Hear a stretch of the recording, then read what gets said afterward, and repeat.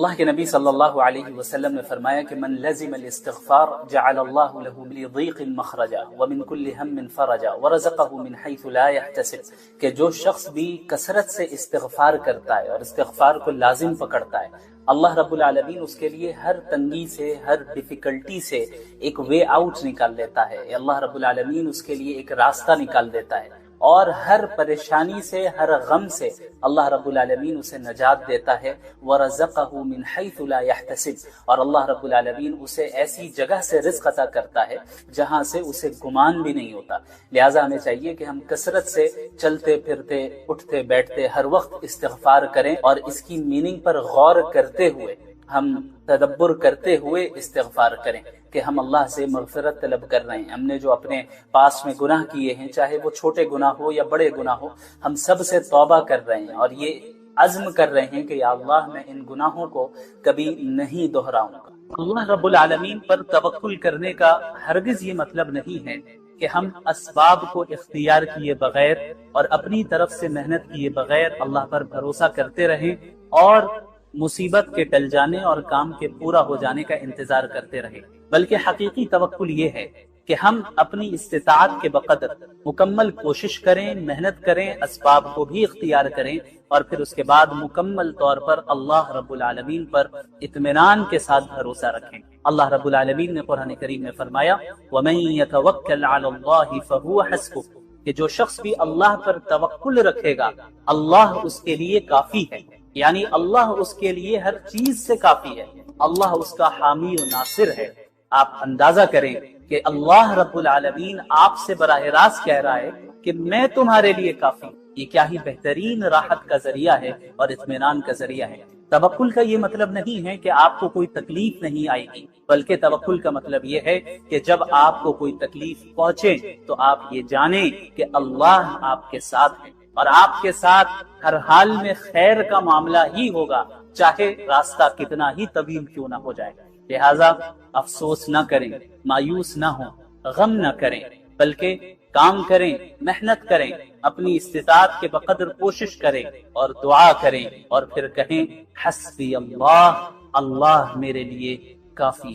شاید اللہ تعالیٰ اس کے بعد کوئی نیا معاملہ پیدا فرما دے۔ کیا آپ کو لگتا ہے کہ سارے دروازے بند ہو چکے ہیں اور حل بہت دور ہے اور آپ کنارے تک پہنچ گئے ہیں؟ تو اس آیت کو سنیں، لعل اللہ یحدث بعد ذلك امرا، شاید اللہ رب العالمین اس کے بعد کوئی نیا معاملہ پیدا فرما دے۔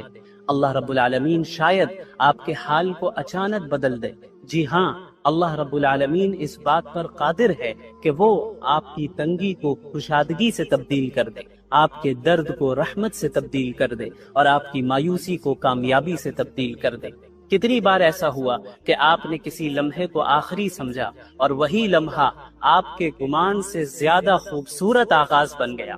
لہٰذا اپنے رب پر بھروسہ رکھیں، جلدی نہ کریں، مایوس نہ ہوں، اور یہ نہ سمجھیں کہ دیر ہونے کا مطلب بھول جانا ہے۔ تقدیر اللہ کے منصوبے سے چلتی ہے اور وہ آپ پر آپ سے زیادہ مہربان ہے۔ لہٰذا جب کبھی بھی دنیا تنگ ہو جائے، اپنے دل سے کہے لعل اللہ یحدث بعد ذلك امرا، وَإِذَا سَأَلَكَ عِبَادِي عَنِّي فَإِنِّي قَرِيبٌ، کہ اگر میرے بندے آپ سے میرے بارے میں پوچھیں تو آپ کہہ دیں کہ میں اپنے بندوں سے قریب ہوں، وہ جب بھی مجھے پکارتا ہے، کوئی بھی بندہ مجھے پکارتا ہے، میں فوراً اس سے جواب دیتا ہوں۔ لہٰذا وہ مجھے پکارتا رہے تاکہ وہ اور مجھ پر ایمان رکھتا رہے تاکہ وہ ہدایت پا سکے۔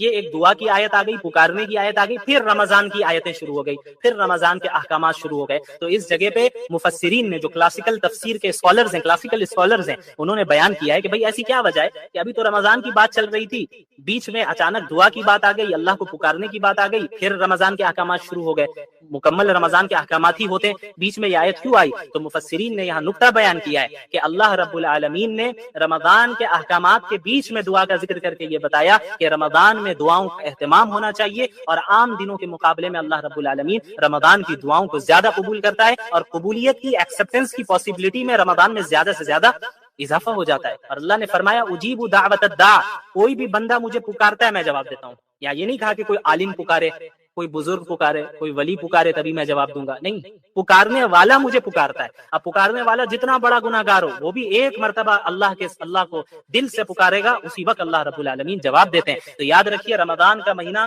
ایسا ہے جہاں اللہ نے رحمت کے دروازوں کو کھولا ہے اور آپ کو بلا رہا ہے۔ اللہ تیار ہے آپ کی مغفرت کرنے کے لیے اور آپ کو معاف کرنے کے لیے، بس انتظار ہمارے اور آپ کی توبہ کا ہے۔ ہم بس توبہ کر کے رجوع کر لیں، اللہ تو منتظر ہے، اللہ انتظار کر رہا ہے کہ یہ میرا بندہ اور میری بندی میرے پاس کب لوٹ کر آئیں، یہ واپس لوٹ کر آئیں۔ اور اتنی اپارچونٹیز ہماری دنیا میں اس دنیا میں اللہ نے ہمیں دے رکھی ہیں، اگر ہم ان تمام اپارچونٹیز کو ضائع کر رہے ہیں تو پھر کیا حاصل ہے؟ کچھ حاصل نہیں ہے۔ پھر رمضان میں اتنی اپارچونٹیز ہے۔ عام دنوں میں اللہ کے نبی نے کیا فرمایا صلی اللہ علیہ وسلم، وقت تھوڑا سا زیادہ ہو رہا ہے بس میں مکمل کروں گا، کہ عام دنوں میں رات کے آخری حصے میں اللہ رب العالمین بندوں کی طرف متوجہ ہوتا ہے اور کیا کہتا ہے؟ کوئی ہے پکارنے والا جو مجھے پکارے تو میں اسے دوں، کوئی ہے رزق مانگنے والا میں اسے رزق دوں، کوئی ہے مغفرت طلب کرنے والا میں اسے معاف کروں۔ یہ ہر رات ہوتا ہے، رمضان میں نہیں، ہر رات ہوتا ہے۔ اب آپ بتائیے پورے سال یہ اپارچونٹی ہمارے پاس ہوتی ہے، لیکن ہم میں کتنے ایسے ہیں جو اس اپارچونٹی کو اس کا صحیح فائدہ اٹھاتے ہیں؟ غور کرنے کی بات ہے۔ اور پھر رمضان کی اپارچونٹی الگ سے دے رکھی ہے اللہ نے، رمضان کے پورے مہینے، صحیح روایت ہے، کئی محدثین نے اس روایت کو صحیح قرار دیا ہے کہ رمضان کے ہر دن اور ہر رات اللہ رب العالمین ایک بڑی تعداد کو جہنم سے نجات دیتا ہے۔ تو ہمیں اللہ سے ہر وقت امید لگائے رکھنی ہے۔ افطار کے وقت بھی جو ہے دعا کا اہتمام کرنا ہے۔ عموماً عورتوں کا کیا مسئلہ ہوتا ہے کہ مجبور بھی ہو جاتی ہیں بیچاری کہ انہیں پکوڑے تلنے میں وہ مصروف ہے، اس وقت دعا کا اہتمام نہیں ہو رہا ہے۔ تو گھر والوں کو بھی سمجھنا چاہیے، مردوں کو بھی ان چیزوں کو میں کوپریٹ کرنا چاہیے کہ یہ مہینہ کھانے پینے کا نہیں ہے۔ ہاں جتنا آپ کر سکے اچھی بات ہے، لیکن ہر ایک کو عبادت کرنے کی توفیق دے، ایک دوسرے کا ہیلپ کرے۔ یہ نہیں کہ عورتیں غلام ہوتی ہیں، بیوی غلام ہوتی ہیں، باندیوں کی طرح کھٹتی رہے اور وہ کام کرتی رہے، آپ عبادت کرتے رہے، ماشاءاللہ، یہ بھی نہیں۔ اور اسی طرح عورتوں کی بھی ذمہ داری ہے کہ یہ نہیں کہ شوہر خالی آپ کا اے ٹی ایم مشین ہے اور وہ جو ہے باہر سے بازار سے سامان لاتا رہے گا اور یہ کرتا رہے، آپ گھر میں جو ہے آرام سے رہنا چاہیے اور سامنے والا میرا شوہر جیسا بھی رہ رہا ہے کوئی فرق نہیں پڑتا، یہ بھی غلط ہے۔ تو یہ جو زندگی ہے ایک دوسرے کے ساتھ تعاون کر کے، ایک دوسرے سے محبت کر کے، ایک دوسرے کا خیال رکھ کے اور ایک دوسرے کے لیے قربانی دے کر آگے بڑھے گی۔ اور پھر اسی زندگی میں جب ہم ایک دوسرے کے لیے قربانی دیں گے، دنیاوی چیزوں میں بھی اور آخرت کی چیزوں میں بھی، فکر کریں گے کہ بھائی میری بیوی نے نماز پڑھی یا نہیں پڑھی، میرے شوہر نے نماز پڑھی یا نہیں پڑھی، میرے والدین نے نماز پڑھی یا نہیں پڑھی، میری اولاد کو موقع ملا کہ نہیں ملا نماز پڑھنے کا۔ ان تمام چیزوں کا جب ہم لحاظ رکھیں گے تو ہمارے گھر میں ایک مبارک اور بابرکت اسلامی معاشرہ اور ماحول قائم ہو جائے گا۔ اللہ کے رسول صلی اللہ علیہ وسلم کی شخصیت ایک ایسی شخصیت ہے جن سے مسلمانوں کی جو محبت ہے اور محبت کا جو جذبہ مسلمانوں کے اندر ہے یہ کوئی چھپا ہوا نہیں ہے، بلکہ شاید ہی کوئی اللہ کے رسول صلی اللہ علیہ وسلم جیسی شخصیت ہو جن سے کسی خاص قوم یا کسی خاص طبقے کا اتنا گہرا تعلق ہو اور اتنی گہری محبت ہو جتنا مسلمانوں کو ہے اللہ کے رسول صلی اللہ علیہ وسلم سے۔ تو آپ صلی اللہ علیہ وسلم سے محبت اور اس محبت کا جذبہ جو ہم رکھتے ہیں وہ ربیع الاول کے ساتھ محدود نہیں ہے، یعنی ایسا نہیں ہے کہ ہم اللہ کے نبی صلی اللہ علیہ وسلم سے محبت صرف ربیع الاول میں کرتے ہیں، بلکہ ہم پوری زندگی، ہر مہینے، ہر لمحے اللہ کے رسول صلی اللہ علیہ وسلم سے ایک تعلق رکھتے ہیں اور ان سے محبت اور عقیدت رکھتے ہیں۔ اور آپ صلی اللہ علیہ وسلم سے جو ہم محبت بھی کرتے ہیں وہ محض جذبات کی بنیاد پہ نہیں کرتے ہیں، وہ محبت صرف جذباتی محبت نہیں ہے بلکہ وہ محبت عقلی محبت ہے۔ عقلی بنیادوں پر لاجیکلی یہ چیز ہے کہ ہم اللہ کے نبی صلی اللہ علیہ وسلم سے محبت کرتے ہیں، عقل کا تقاضا ہے کہ ہم اللہ کے نبی صلی اللہ علیہ وسلم سے محبت کریں۔ کیونکہ آپ اگر دنیا والوں کو دیکھیں کہ ایک شخص دوسرے سے محبت کیوں کرتا ہے، اس کی کیا وجوہات ہیں، کیا اسباب ہیں، تو بنیادی طور پر 3 ریزنز ہمیں نظر آئیں گی۔ 3 وجوہات ایسی ہیں جن کی بنیاد پر اس دنیا میں کسی دنیا کے دوسرے ہی شخص سے محبت کی جاتی ہے۔ وہ 3 ریزنز کیا ہیں، 3 وجوہات کیا ہیں؟ سب سے پہلی وجہ ہے کہ جس سے محبت کی جا رہی ہے اس سے ہم نے محبت اس کے احسان کی بنیاد پہ کیا، کہ کسی شخص نے کسی دوسرے پر احسان کیا ہوا ہے تو جس پر احسان کیا گیا اسے ایک عقیدت ہو گئی، ایک محبت اس شخص سے جس نے اس کے اوپر احسان کیا ہے۔ دوسری وجہ کیا ہوتی ہے کہ ہم کسی کے اخلاق سے اور اس کے کردار سے متاثر ہو کر اس سے محبت کرنے لگتے ہیں، اس کے کیریکٹر سے متاثر ہو کر ہم محبت کرنے لگتے ہیں، یہ دوسری وجہ ہوئی۔ اور تیسری وجہ کیا ہے کہ ہم سامنے والے کی خوبصورتی کو دیکھ کر اس سے محبت کرنے لگتے ہیں۔ یہ 3 بنیادی وجوہات ہیں کہ اس دنیا میں ان وجوہات میں سے کسی ایک وجہ سے یا زیادہ سے زیادہ 2 وجہ سے، بہت کم ایسے سچویشنز ہیں جہاں پر تینوں وجہ پائی جائے اور اس سے انسان محبت کرتا ہے۔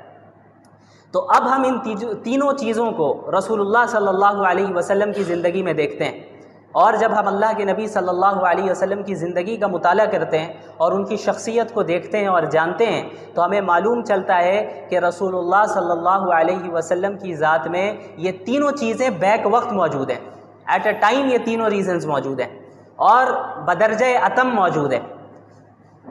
مثال کے طور پر سب سے پہلی جو ریزن ہم نے بتائی وہ ہے احسان۔ کوئی کسی پر احسان کرے تو ہمیں اس سے محبت ہوتی ہے۔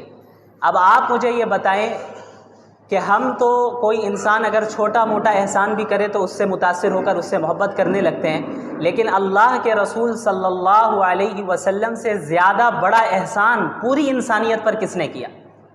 کسی نے نہیں۔ پوری انسانیت تاریکی میں، گمراہی میں مبتلا تھی، جہنم کے دہانے پر کھڑی تھی، لیکن اللہ کے رسول صلی اللہ علیہ وسلم کی بعثت ہوتی ہے اور آپ صلی اللہ علیہ وسلم کے ذریعے سے اللہ تعالیٰ نے پوری انسانیت کو راہ دکھائی۔ اگر اللہ کے رسول صلی اللہ علیہ وسلم نہیں آتے تو کیا ہمیں زندگی گزارنے کا طریقہ معلوم ہوتا؟ نہیں معلوم ہوتا۔ اور خصوصاً آپ جب ان واقعات کا مطالعہ کریں جب اللہ رب العالمین نے محمد الرسول اللہ صلی اللہ علیہ وسلم کو بعض ایسے اختیارات دیے کہ اگر آپ کہیں تو آپ کے دشمنوں کو ابھی ہلاک کر دیا جائے، ختم کر دیا جائے۔ طائف کا واقعہ ہم سب جانتے ہیں کہ کس طریقے سے اللہ کے نبی صلی اللہ علیہ وسلم کو طائف میں لہو لہان کیا گیا، ان کے پیچھے اوباشوں کو لگایا گیا، ان پر پتھراؤ کیے گئے، اور آپ صلی اللہ علیہ وسلم کے جسم سے خون بہتا رہا، یہاں تک کہ اللہ رب العالمین نے فرشتے کو بھیجا۔ صحیح روایت ہے، صحیح حدیث ہے، جس سے معلوم چلتا ہے کہ اللہ نے یہ اختیار دیا محمد الرسول اللہ صلی اللہ علیہ وسلم کو کہ اگر آپ چاہیں تو طائف والوں کو ابھی ختم کر دیا جائے، ابھی ختم کر دیں۔ تو اللہ کے نبی صلی اللہ علیہ وسلم نے فرمایا کہ نہیں، مجھے امید ہے کہ ان کی نسل سے ایسے افراد آئیں گے جو اللہ ماننے والے ہوں، اللہ کو ماننے والے ہوں گے۔ مسلمانوں کا کیا حال ہے؟ مسلمانوں کے متعلق اللہ کے نبی صلی اللہ علیہ وسلم نے پوری امت کے لیے، یعنی قیامت تک جتنے مسلمان آنے والے ہیں، صرف صحابہ نہیں، صحابہ کے لیے بھی، میرے لیے بھی اور آپ کے لیے بھی اپنے راتوں میں دعائیں کیا کرتے تھے۔ حضرت عائشہ رضی اللہ عنہا کا واقعہ معروف ہے کہ ایک مرتبہ اللہ کے نبی صلی اللہ علیہ وسلم نے ان کے لیے دعا فرمائی کہ یا اللہ حضرت عائشہ کے اگلے پچھلے تمام گناہوں کو معاف فرما دے۔ تو اس دعا سے اتنی زیادہ حضرت عائشہ خوش ہوئی کہ ہنستے ہنستے سر بھی جھکا دیا انہوں نے کہ اللہ کے نبی دعا فرما رہے ہیں میرے لیے، اور وہ بھی ایسی دعا کہ اگلے پچھلے تمام گناہوں کو معاف فرما دیں، کتنی بڑی بات ہے۔ تو اللہ کے نبی صلی اللہ علیہ وسلم نے فرمایا کہ عائشہ تمہیں اس دعا سے خوشی ہوئی؟ ظاہر ہے خوشی ہوئی۔ تو اللہ کے نبی صلی اللہ علیہ وسلم نے فرمایا کہ خدا کی قسم یہ وہ دعا ہے جو میں اپنی پوری امت کے لیے ہر وقت مانگتا ہوں، یعنی میرے لیے اور آپ کے لیے بھی اللہ کے نبی صلی اللہ علیہ وسلم یہ دعا مانگا کرتے تھے۔ یہ دعا آپ صلی اللہ علیہ وسلم اللہ رب العالمین سے مانگا کرتے تھے۔ ہم لوگوں پر کتنے احسانات اللہ رب العالمین نے اللہ کے نبی صلی اللہ علیہ وسلم کے ذریعے کروائے۔ اب آپ ایک جو اللہ کے نبی صلی اللہ علیہ وسلم نے کیا فرمایا، ایک صحیح روایت میں ہے کہ ہر نبی کو ایک دعا دی گئی، ایسی دعا جسے اللہ کبھی ریجیکٹ نہیں کرے گا۔ یعنی انبیاء کی دعا تو ایسی قابل قبول ہوتی ہے، لیکن اللہ رب العالمین اس بات کا پابند نہیں ہے کہ وہ نبی کی ہر دعا کو قبول کر لے۔ اللہ کرے گا، اپنے فضل سے کرے گا، اللہ تو کسی کا پابند نہیں ہے، لیکن اللہ رب العالمین نے ہر نبی کو ایک ایسی دعا دی ہے جس کے متعلق اللہ نے خود فرمایا کہ یہ ایک ایسی دعا ہوگی جسے میں ریجیکٹ نہیں کروں گا۔ تو انبیاء نے، پچھلے انبیاء نے ان دعاؤں کا استعمال کیا۔ حضرت نوح علیہ السلام نے بھی اور دیگر انبیاء نے بھی۔ حضرت نوح علیہ السلام 950 سال تک انہوں نے اپنی قوم میں دعوت کا کام کیا، لوگوں کو اسلام کی طرف بلایا، لیکن ماننے والے بہت تھوڑے رہے۔ ہر طرح سے کوشش کی، لیکن نہ ماننے والے جو تھے انہوں نے ہر طرح سے انہیں تکلیف پہنچائی۔ آخر کار اللہ حضرت نوح نے دعا کی کہ اللہ اب انہیں ہلاک کر دیں، اب انہیں ختم کر دیں، اور پھر اللہ رب العالمین نے انہیں ہلاک کیا، کیونکہ ایک ایسی دعا انبیاء کو ملی جو کبھی ریجیکٹ نہیں ہوتی۔ اللہ کے نبی محمد الرسول اللہ صلی اللہ علیہ وسلم نے کیا فرمایا کہ اس دعا کو میں نے ابھی تک اس دنیا میں استعمال نہیں کیا ہے، اس آپشن کو میں نے ابھی تک استعمال نہیں کیا۔ حدیث کا مفہوم ہے، اس کو میں نے قیامت کے دن کے لیے رکھا ہے کہ میں اس دن اپنی امت کے لیے سفارش کروں گا۔ اے اللہ، آپ نے مجھے ایک دعا دی ہے، ایک ایسا موقع دیا ہے کہ جس کو آپ کبھی ریجیکٹ نہیں کریں گے۔ یہ اس کو، حالانکہ اللہ کے نبی صلی اللہ علیہ وسلم سے زیادہ کسی نبی کو تکلیف نہیں پہنچائی گئی۔ جتنے انبیاء آئے سب سے زیادہ تکلیف اگر کسی کو پہنچائی گئی ہے تو وہ محمد رسول اللہ صلی اللہ علیہ وسلم، سب سے زیادہ تکلیف ہر اعتبار سے۔ تو اللہ کے نبی صلی اللہ علیہ وسلم چاہتے تو دنیا ہی میں اس کا استعمال کر لیتے۔ یہ دعا بھی مانگی جا سکتی تھی کہ یا اللہ معاملہ آسان فرما دے اور کوئی میری مخالفت نہ کرے، معاملہ آسان فرما دے، مجھے تکلیف نہ دی جائے، میرے گھر والوں کو شہید کیا جا رہا ہے، تکلیف پہنچائی جا رہی ہے، صحابہ کو شہید کیا جا رہا ہے، یہ نہ ہو، یہ بھی مانگی جا سکتی تھی یہ دعا۔ لیکن اللہ کے نبی صلی اللہ علیہ وسلم نے اس آپشن کو محفوظ رکھا، بچا کے رکھا کہ قیامت کے دن پوری امت کے لیے سفارش کروں گا، کہ آپ نے جو یا اللہ آپشن دیا تھا، اختیار دیا تھا، وہ میں آج اختیار کرتا ہوں، اور میری امت کو جو ہے اپنے فضل سے اس کی مغفرت فرما دے۔ تو یہ اس سے بڑا احسان پوری انسانیت پر کیا ہو سکتا ہے؟ اس سے بڑا احسان کوئی ہو سکتا ہے؟ آپ صلی اللہ علیہ وسلم نے فرمایا کہ میری اور تمہاری مثال اس شخص کی طرح ہے جو ایک آگ جلائے اور آگ پر پروانے گر رہے ہو۔ جو کیڑے آتے ہیں، پروانے گرتے ہیں، روشنی کی طرف جاتے ہیں، آگ کی طرف، ان پروانوں کو تو نہیں معلوم کہ یہ آگ ہے، وہ قریب جائیں گے جل جائیں گے، وہ تو صرف روشنی دیکھ کے قریب جا رہے ہیں، اور وہ شخص ان پروانوں کو آگ سے دور کرتا رہتا ہے، زبردستی ہٹاتا ہے۔ اللہ کے نبی صلی اللہ علیہ وسلم نے فرمایا کہ میری اور تمہاری مثال بھی یہی ہے کہ تم جہنم میں کودے جا رہے ہو اور میں تمہاری کمر سے پکڑ کر تمہیں جہنم سے دور کر رہا ہوں، کہ تمہیں تو وہ روشنی نظر آ رہی ہے، تمہیں وہ جو دنیا کی چمک دمک ہے، جو زیب و زینت ہے، وہ تمہیں اٹریکٹ کر رہی ہے، تم اس کے قریب جا رہے ہو، لیکن اس کا نقصان کیا ہونے والا ہے تم ابھی نہیں جان رہے۔ وہ اسی شخص کی طرح، اسی پروانے کی طرح ہے جو روشنی دیکھ کر آگ پر کی طرف جاتا ہے، لیکن جب آگ میں گر جائے تب پتہ چلتا ہے کہ یہ تو آگ ہے، جل کر ختم ہو گئے۔ ایک بچہ اگر کہیں چھت میں ہو اور وہ کنارے کی طرف جائے تو ماں باپ فوراً اسے روکتے ہیں اسے۔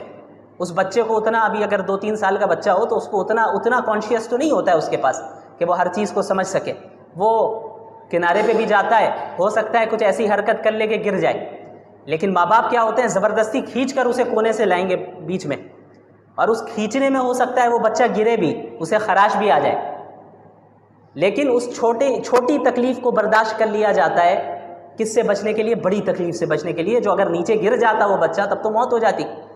اسی طرح اللہ کے رسول صلی اللہ علیہ وسلم پوری انسانیت کو، جہنم کے دہانے پہ جو انسانیت کھڑی ہے اور بس گرنے ہی والی ہے، اس کو، انسانوں کو کمر سے پکڑ کر دور کر رہے ہیں، انہیں بچا رہے ہیں کہ بھئی کہاں جا رہے ہو، کیا کر رہے ہو، کس چیز سے اٹریکٹ ہو رہے ہو، تم اپنا نقصان کیوں کر رہے ہو؟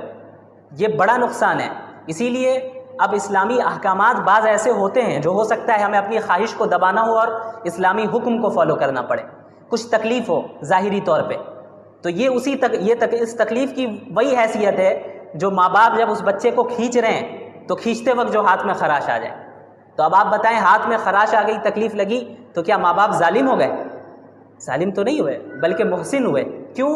کیونکہ آگے جو بڑی تکلیف تھی اس کے مقابلے میں یہ خراش آنا کوئی بڑی بات نہیں ہے، معمولی بات ہے۔ اسی طرح جہنم کی آگ میں جلنا اور اس میں جانا، یہ اتنی بڑی تکلیف ہے اور اتنی بڑی مصیبت ہے کہ اگر اس سے بچنے کے لیے دنیا میں چند تکلیفوں کو برداشت کرنا پڑ رہا ہے تو اس کی کوئی حیثیت نہیں ہے اس تکلیف کے سامنے۔ تو اللہ کے نبی صلی اللہ علیہ وسلم نے پوری زندگی انسانیت کو جہنم کی آگ سے بچانے میں صرف کیا، اور اس طرح آپ صلی اللہ علیہ وسلم مصروف رہے اور اتنے متفکر رہتے کہ قرآنی آیتیں نازل ہوئی کہ لعلک باخع نفسک علی آثارہم ان لم یؤمنوا بہذا الحدیث اسفا۔ آپ اتنے متفکر ہیں، اتنے پریشان ہیں کہ کیا اگر یہ ایمان نہیں لائیں گے تو آپ اپنے آپ کو فکر میں ہلاک کر دیں گے؟ یعنی آپ اتنے زیادہ فکر میں مبتلا رہتے، اتنے متفکر رہتے کہ کیسے لوگ اسلام قبول کریں، کیونکہ حق تو یہی ہے، اس کے بغیر اگر موت آ گئی تو پھر جہنم ہے، کوئی اور آپشن نہیں ہے ان کے پاس۔ تو اللہ کے نبی صلی اللہ علیہ وسلم اس فکر میں گھلتے رہتے کہ کس طریقے سے میں پیغام پہنچا دوں، کس طریقے سے لوگ اسلام میں داخل ہوں، اور اتنے زیادہ متفکر ہوئے کہ اللہ کو یہ آیت اللہ نے نازل فرمائی کہ آپ کیا اپنے آپ کو فکر میں مبتلا کر کے ہلاک کر دیں گے؟ آپ نے تبلیغ کر دی، آپ نے بات پہنچا دی، بس آپ متفکر نہ ہو، ایمان لانا نہیں لانا ان کا کام ہے۔